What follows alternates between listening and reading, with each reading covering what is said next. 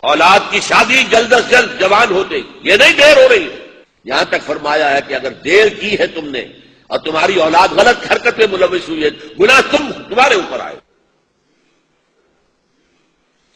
جو بھی فطرت کا راستہ، فطرت کا تقاضا ہے، اس کے لیے جو فطری راستہ ہے، جائز راستہ، کھول دو اس کو۔ کیا ضروری ہے کہ لڑکا پاؤں پر کھڑا ہو تب شادی ہو؟ والدین شادی کر کے لائیں۔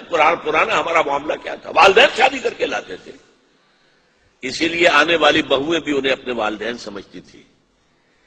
آج تو بیٹے نے شادی کی ہے، بیٹے نے اپنے پاؤں پر کھڑے ہو کر، اس کی بیوی کیسے محسوس کرے گی اپنی ساس اور سسر کو کہ یہ بھی میرے والدین ہیں؟ ان کا تو وجود گوارا نہیں ہوگا اسے گھر کے اندر۔